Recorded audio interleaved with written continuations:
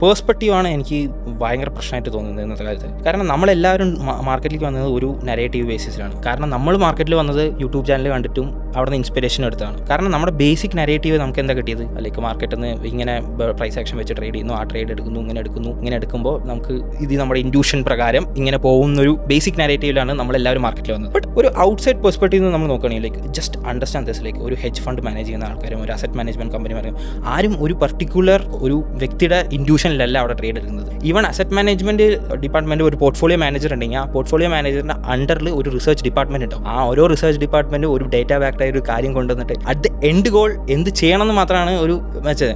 അതും ജസ്റ്റ് ഒരു ഇൻഡ്യൂഷൻ അല്ല, അതിനെല്ലാത്തിനും ഹുക്ക് ചെയ്യാനൊരു റീസൺ ഉണ്ടാവും. പ്രോബ്ലം എന്താ വെച്ച് കഴിഞ്ഞാൽ എല്ലാ ട്രേഡർക്കും ഇവരുടെ ഹുക്ക് ചെയ്യാനുള്ള റീസൺ എന്ന് പറയുന്നത് സ്വന്തം ഇൻഡ്യൂഷനാണ്. ആൻഡ് സ്വന്തം ഇൻഡ്യൂഷൻ എന്ന് പറയുന്നത് ജസ്റ്റ് ഹ്യൂമൻ ഇമോഷൻ പറയുന്നതിന് ഒരു താളവും ഇല്ല, രാഗവും ഇല്ല, ലോജിക് ഇല്ല. അത് എപ്പോഴും മാറിക്കൊണ്ടിരിക്കും. അത് ഹുക്ക് ചെയ്യാൻ പറ്റുന്ന ഒരു നല്ല കാര്യമല്ല. ഡേറ്റയ്ക്ക് മാറ്റാൻ പറ്റില്ല.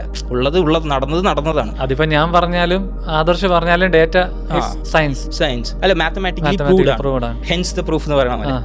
പക്ഷെ ഇമോഷൻ എവിടെ? ഞാൻ ഇന്ന് ഹാപ്പി ആയിരിക്കും, നാളെ സാഡ് ആയിരിക്കും.